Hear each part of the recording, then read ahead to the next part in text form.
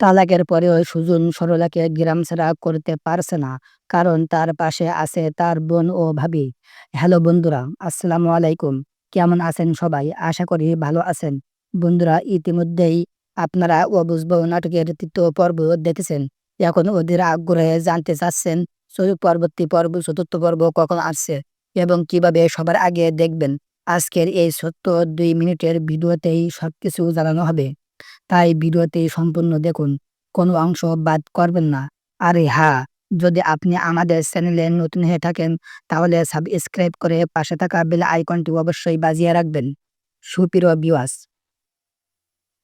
আপনি কোথা থেকে ভিডিওটি দেখছেন কমেন্টে জানান। আগামী ভিডিওতে আমরা আপনার নামগুলো পড়ে দেখাবো। আমাদের গত ভিডিওতে কমেন্ট করেছেন সৌদি থেকে আনোয়ার ফয়সাল, ঢাকা থেকে রাশিদা, চট্টগ্রাম থেকে সালেহা, মালয়েশিয়া থেকে আজমল, ঝিনাইদহ থেকে সোহাগ, রাজশাহী থেকে রাশেদুল। আপনাদের সবাইকে অসংখ্য ধন্যবাদ পাশে থাকার জন্য। তো আপনি দেখেছেন ৩য় পর্বে সুজন সরলাকে তালাক দিয়ে খালি হাতে ফিরিয়ে দিয়েছেন। মেম্বারের দোকানে টাকা খাওয়ানোর কথা ছিল, কিন্তু কোনো টাকা দেয়নি। সরলাকে তার ভাবি এবং ছোট বোন মিলে একটি দোকান দিয়েছিল, কিন্তু সেই দোকানেও সুজন চুরি করে মালামাল হাতিয়ে নিল। পরবর্তী পর্বে সরলা কি করবে? আবার দোকান খুলবে নাকি অন্য কিছু পরিকল্পনা করবে? আপনার মতামত কমেন্টে জানাতে ভুলবেন না। এই গল্পটি আপনার মতামতের উপর ভিত্তি করে পরবর্তী পর্ব তৈরি করবে। তো সুপ্রিয় ভিউয়ার্স, অবুঝ বউ নাটকের ৪র্থ পর্ব আসছে আগামী ২৮ তারিখ বিকেল ৩টা ৩০ ঈগল ওয়েব সিরিজের ইউটিউব চ্যানেলে। সবার আগে দেখতে চ্যানেলটি সাবস্ক্রাইব করে বেল আইকনটি বাজিয়ে রাখুন। আপডেট পেতে এবং নতুন নাটকগুলো মিস না করতে চাইলে চ্যানেলটি সাবস্ক্রাইব করুন। সবাই ভালো থাকবেন, সুস্থ থাকবেন। আবার দেখা হবে নতুন নাটকের নতুন আপডেট নিয়ে। আল্লাহ হাফেজ।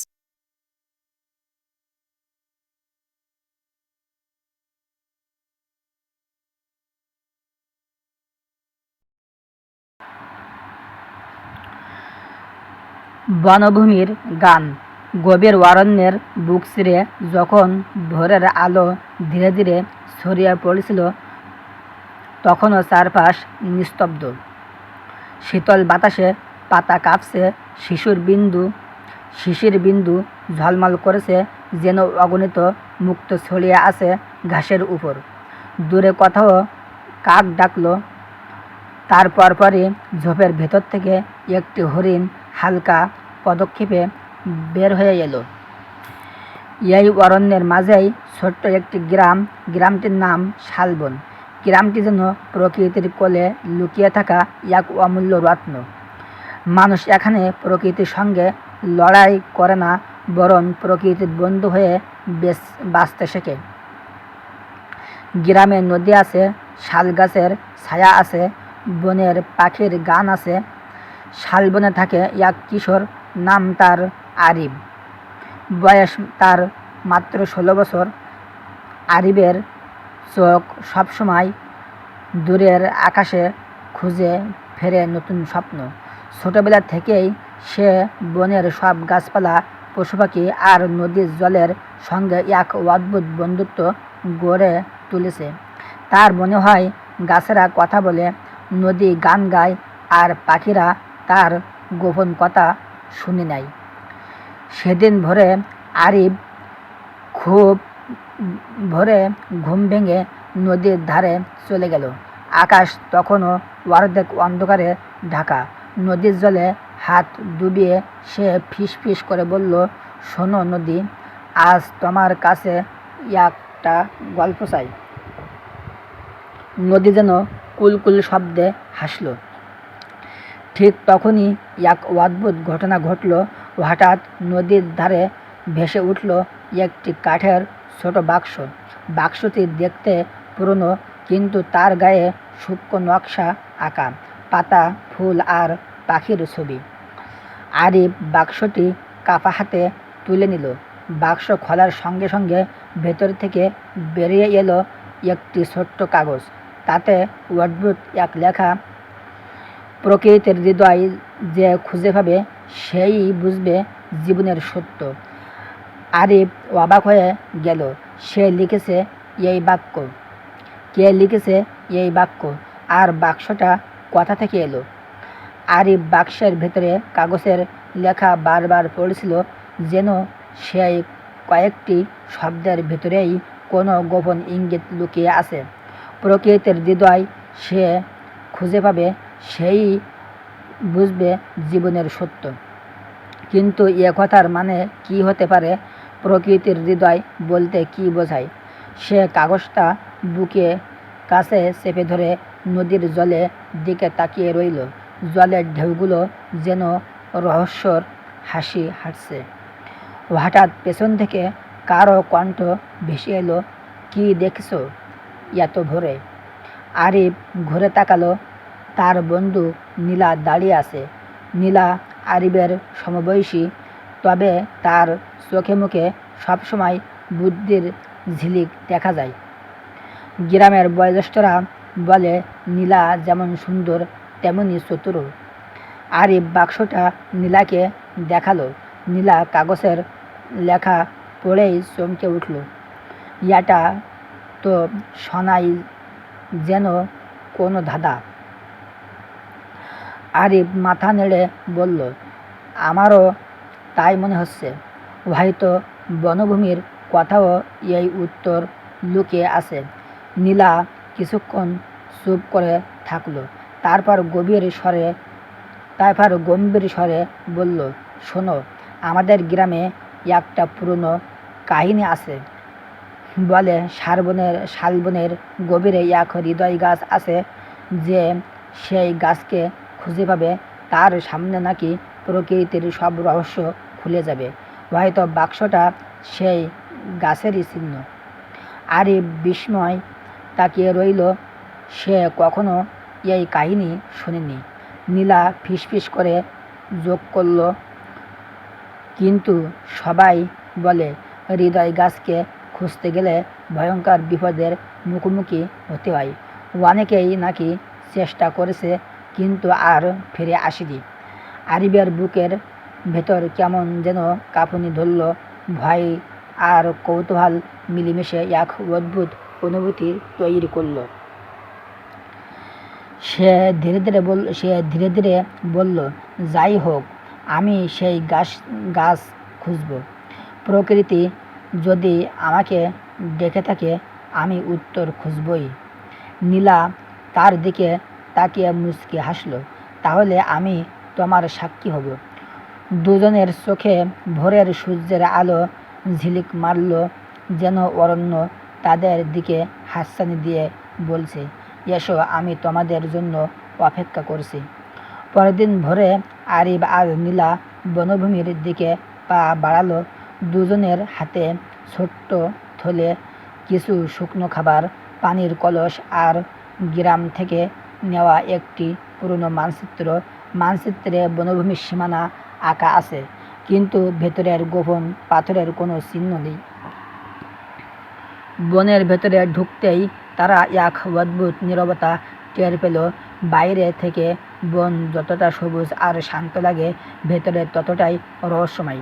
ঝোপের ফাঁক দিয়ে কখনো খরগোশ লাফিয়ে পালাচ্ছে, কখনো অচেনা পাখির ডাক শোনা যাচ্ছে। হঠাৎ দূর থেকে এক বৃদ্ধের কণ্ঠ ভেসে এলো, কে আছো ওখানে? দুজন থমকে দাঁড়ালো। কিছুক্ষণ পরেই গাছের আড়াল থেকে বেরিয়ে এলেন এক সাদা দাড়িওয়ালা বৃদ্ধ। হাতে বাঁশের লাঠি, চোখে গভীর জ্ঞানভরা দৃষ্টি।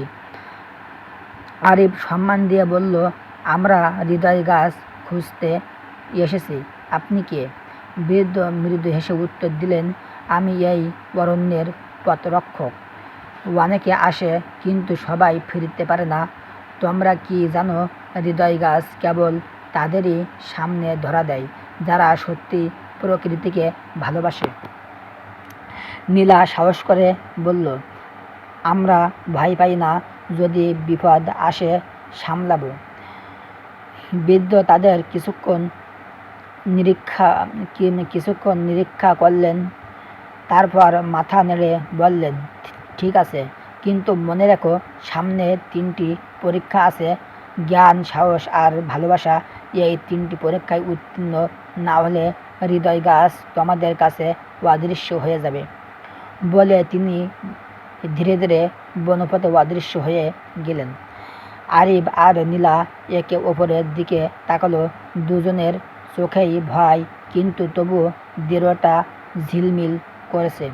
কিছুদূর এগোতেই তারা পৌঁছালো এক খোলা জায়গায়।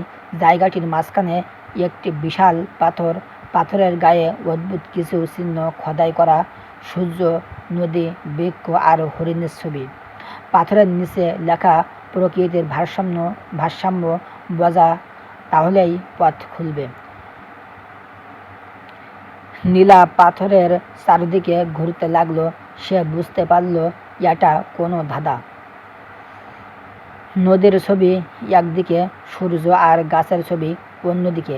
নীলা বলল, এটা হয়তো বোঝাতে চাইছে সূর্যের আলো গাছের জীবন দেয়, গাছ নদীকে বাঁচায়, নদী আবার প্রাণীকে টিকিয়ে রাখে। সবকিছু মিলেই প্রকৃতির ভারসাম্য। আবির মাথা নেড়ে বলল, তাহলে হয়তো আমাদের এদের একসাথে যুক্ত করতে হবে। তারা ছবির চারিদিকে হাত রাখলো। মুহূর্তেই পাথর কাঁপতে শুরু করলো। তারপর ধীরে ধীরে মাঝখানে একটি সরু পথ খুলে গেল। প্রথম পরীক্ষা তারা পেরিয়ে গেছে। পথ ধরে এগোতেই হঠাৎ চারপাশে অন্ধকার নেমে এলো। গাছগুলো যেন কালো দানব হয়ে দাঁড়িয়ে আছে। হঠাৎ একদল নেকড়ে চারদিকে থেকে ঘিরে ধরল। নীলা ভয় পেয়ে আরিফের হাত আঁকড়ে ধরল, কিন্তু আরিফ সাহস করে সামনের দিকে এগিয়ে গেল। সে মনে করল, বৃদ্ধ বলেছিল, সাহস না থাকলে হৃদয় গাছ মিলবে না। আরিফ হাত তুলে চিৎকার করে বলল, আমরা তোমাদের শত্রু নয়, আমরা প্রকৃতিকে ভালোবাসি। অবিশ্বাস্য হলেও সত্যি, নেকড়েগুলো গর্জন থামিয়ে ধীরে ধীরে সরে গেল, যেন তারা বুঝে গেল এরা শত্রু নয়। নীলা অবাক হয়ে ফিসফিস করে বলল, তুমি না থাকলে আমি ভয়ে হার মেনে যেতাম। দুজন একে অপরের দিকে তাকালো। তাদের চোখে ঝিলিক দিয়ে নতুন সাহসের আলো। সব শেষে তারা পৌঁছালো এক উপত্যকায়। উপত্যকার মাঝখানে দাঁড়িয়ে আছে একটি শুকনো মরা গাছ। ডালপালা ভেঙে পড়ছে, পাতাহীন।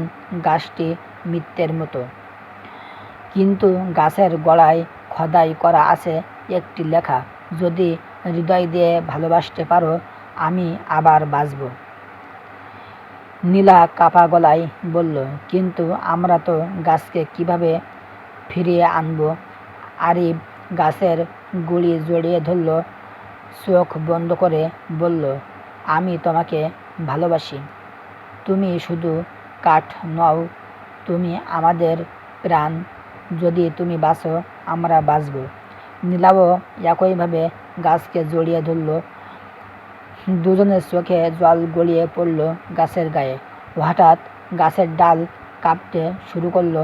ধীরে ধীরে সবুজ পাতা গজাতে লাগলো, ফুল ফুটলো, উপত্যকা আলোয় ভরে উঠল। এক ঝলক উজ্জ্বল আলোতে তাদের সামনে ভেসে উঠল এক বিশাল বৃক্ষ, হৃদয় গাছ। হৃদয় গাছ থেকে মধুর কণ্ঠ ভেসে এলো, তোমরা 3টি পরীক্ষা পার হয়েছ। তোমাদের জ্ঞান, সাহস আর ভালোবাসা প্রমাণ করেছে তোমরা প্রকৃতির সত্য বুঝতে পেরেছ। তারপর গাছ থেকে একটি সোনালি পাতা ঝরে পড়ল। পাতার ভেতরে লেখা, প্রকৃতি তোমাদের আপন করে নিল, এখন থেকে তোমরা তার রক্ষক। আরিফ আর নীলা বিস্ময়ে কেঁদে ফেলল। তারা বুঝল, এ শুধু রহস্য নয়, এক নতুন দায়িত্ব। গ্রামে ফিরে এলে সবাই তাদের দেখে অবাক হলো। আরিফ আর নীলার চোখে যেন নতুন আলো ঝলমল করেছে। তারা বৃদ্ধ রক্ষকের কথা মনে করল আর হৃদয় গাছের বাণী মনে গেঁথে রাখল। এরপর থেকে শালবনের মানুষেরা প্রকৃতিকে আরও ভালোবাসতে শিখল। আরিফ আর নীলা হয়ে উঠল গ্রামের নেতা, যারা প্রকৃতিকে রক্ষা করার শপথ নিল। বছর পেরিয়ে গেল। কিন্তু শালবন আজও সবুজে ভরা, নদী এখনো গান গায়, হরিণেরা মাঠে দৌড়ায়, পাখিরা ভোরে ডাক দেয়, গ্রামের বাচ্চারা এখনো গল্প শোনে কিভাবে একদিনে দুই কিশোর কিশোরী হৃদয় গাছকে বাঁচিয়ে এনে প্রকৃতিকে নতুন জীবন দিয়েছিল। আর গভীর রাতে যখন বাতাস বইতে থাকে, তখন মনে হয় বনভূমি নিজেই গান গাইছে। যে ভালোবাসে প্রকৃতিকে, সেই খুঁজে পায় জীবনের সত্য।